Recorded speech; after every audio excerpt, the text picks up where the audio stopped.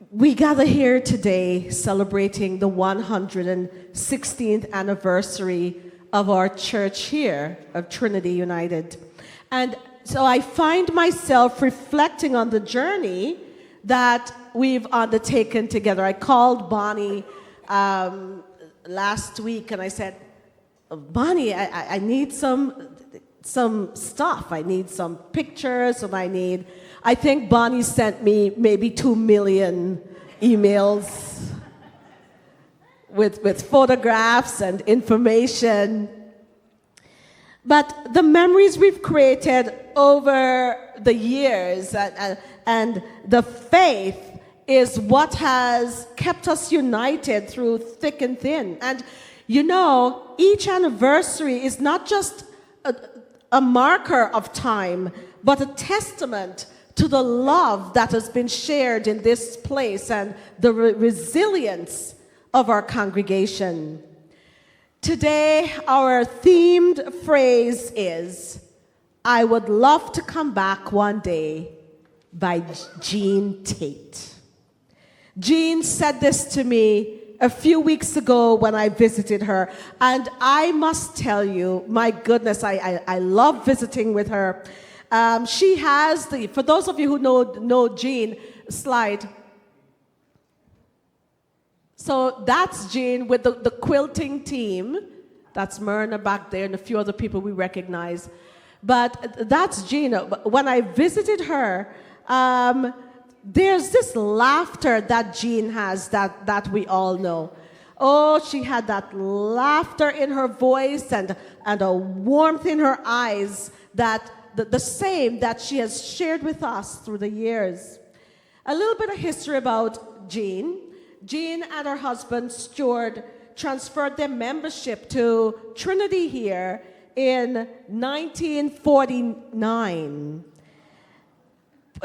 So put your hands up for you Trinity folks. For those of you who knew that Jean was a secretary here for 10 years. You know what? I did not know. I only found out when Bonnie sent me the stuff. Jean was a secretary here from 1959 until 1969. And she worked with two ministers, Reverend Joe Clark and Reverend Doug Facey.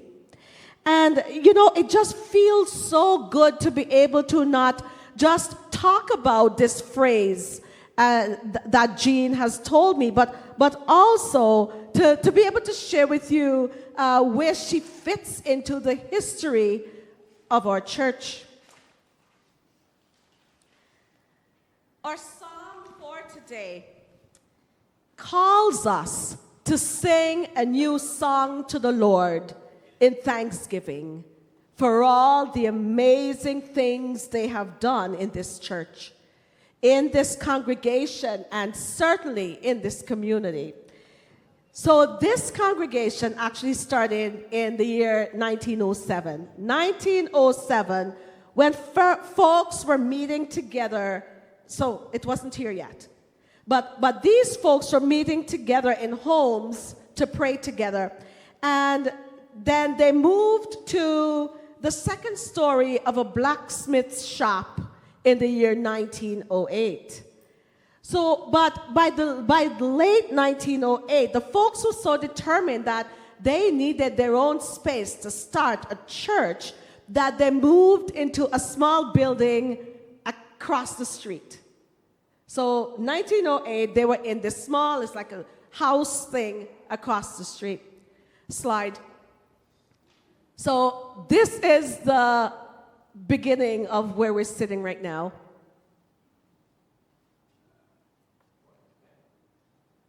Look at it.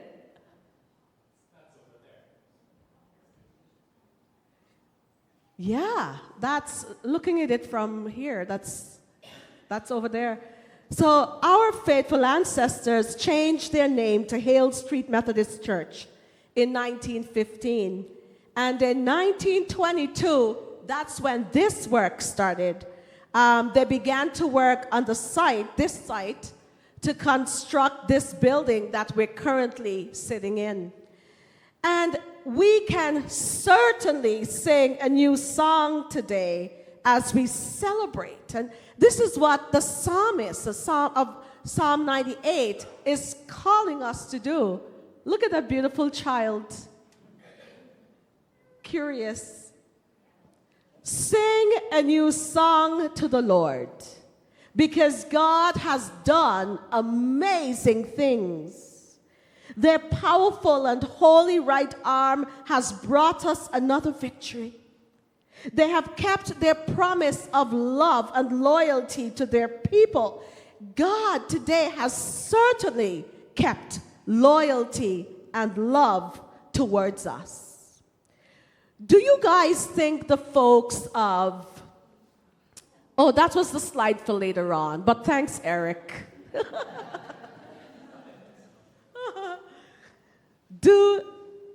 It fit though, right? Sing a new song, right?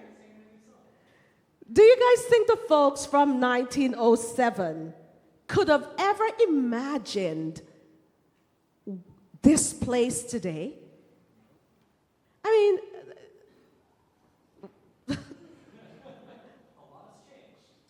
my goodness. Could you imagine? I was thinking about this, looking at the history and reading a little bit about it and thinking about it. And I was thinking, do you think the folks of 1907 could have imagined a black female being their minister today? Right?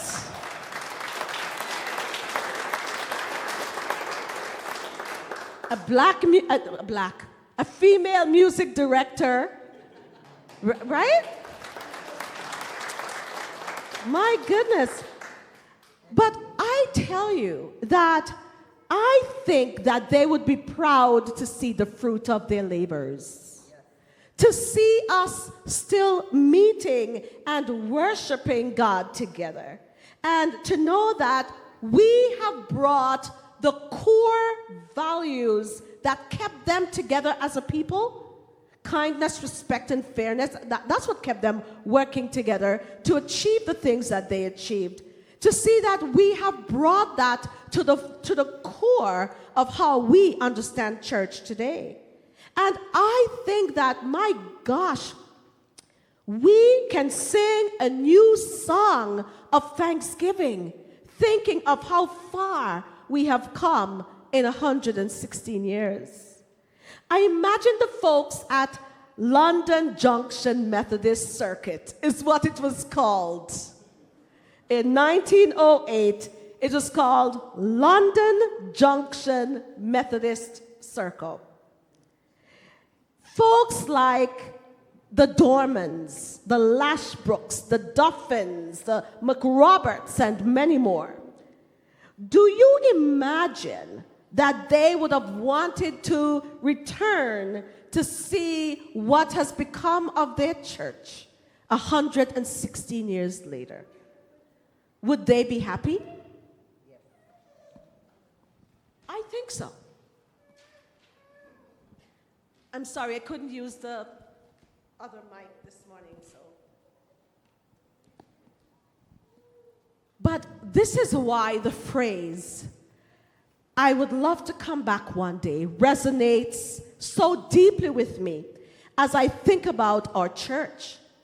Jean wants to return to church to see her friends, some still here today. She wants to return to her church to hear the organ play her favorite hymn again. "Great is thy faithfulness." We'll be singing that right after. She wants to return to the loving atmosphere of this place that her contributions has resulted in us being so loving and kind with each other. She wants to return. Jean wanting to return speaks to the welcoming atmosphere, the sense of community, and the spiritual nourishment that many have found within these walls.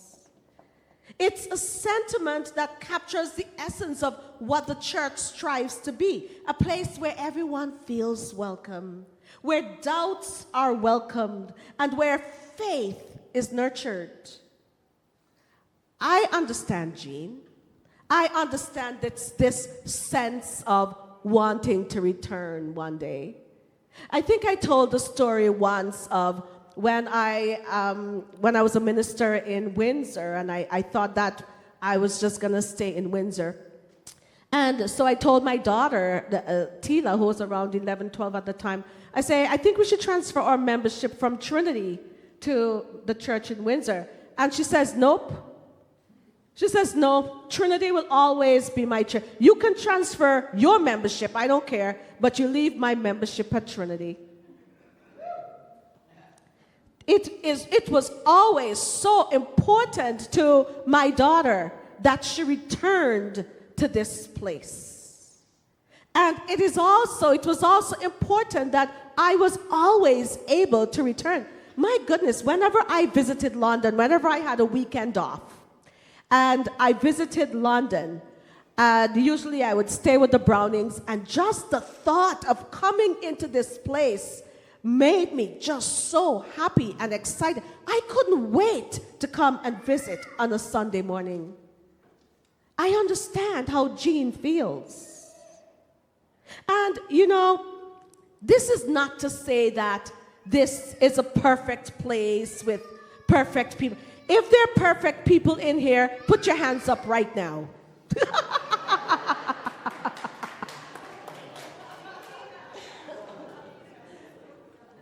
Louis is the perfect, Louis, and I agree. It's not to say that we're perfect people and this is a perfect place.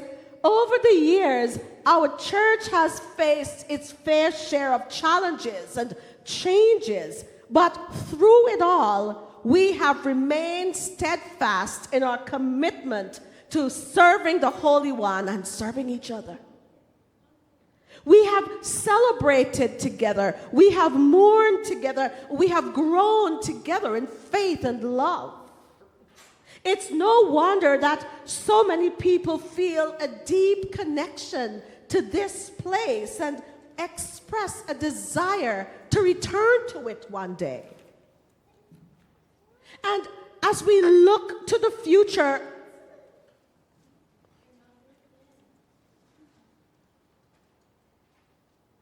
I'm going to tell you something.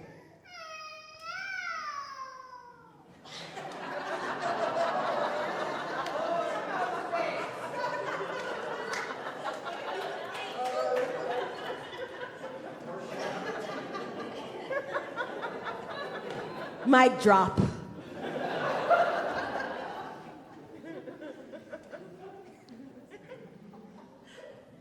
There is no place like Trinity.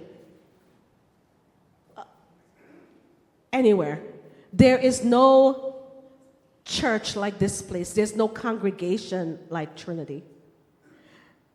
It is one of the most diverse places that you would have an opportunity to come in and worship in.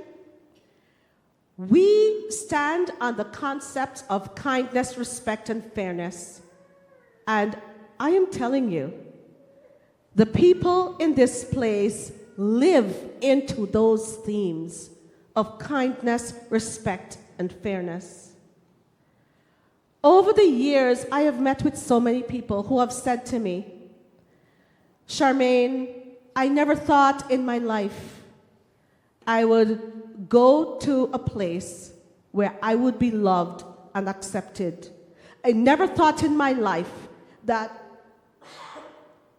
I would go to a place, a healthy place, because in my life I've only known turmoil, I've only known addiction, I've only known pain, and I've only known rejection. And I never thought I'd find a place where I would be loved and accepted. So, over the weeks, we've been talking about our financial struggles. It's been hard. I don't know how many times I have left here panicked, like needing to take a pill, panicked, right?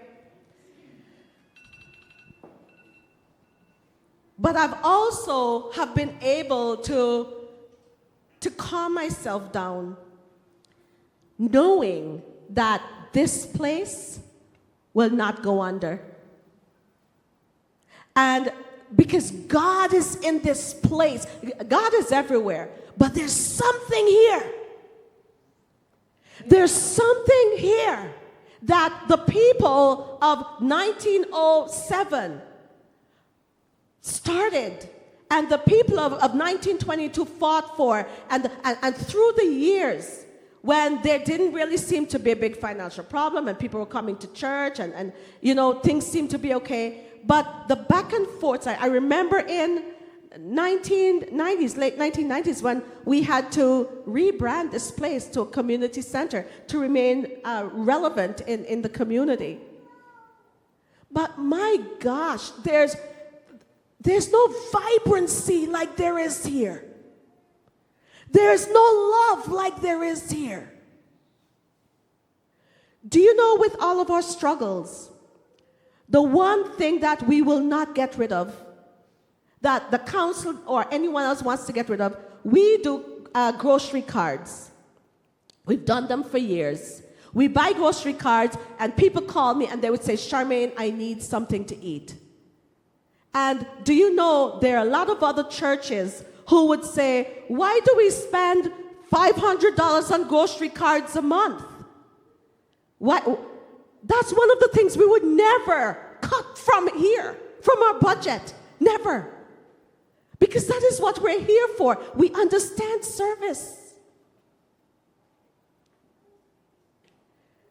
These people, over the years, who have contributed so much to us, didn't know how far we'd come and didn't know how much that we would do and give to this community. Now we're standing 116 years later. I am telling you, we are vibrant, we are loving, we are doing God's work, and we are going nowhere. Meaning, we're not going to be ever done. We are relevant in this community and in each other's lives. When someone like Jean says, I would like to return one day, I understand. It is an amazing place to return to. In September, we will be having a Return to Trinity Sunday, where we're hoping people who have left would come back, and we're hoping that it's full, and we will revisit this statement. But I'm telling you, on this 116th anniversary today, we can sing the new song that the psalmist has asked us to sing. We can sing a song of thanksgiving. We can sing a song of gratitude. And we can sing a song of hope like no one else can.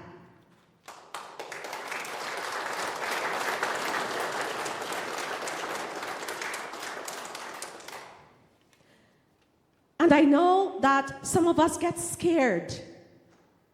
Some of us get scared it's all gonna fall apart. And in some ways, I can see why the worry. But I'm telling you, we got to hold to faith. We are a faithful people and a faithful church. And my God, the foundation of this place is strong. And that foundation will carry us through this phase in our lives and into the future that God has planned for Trinity. And we'll all be there.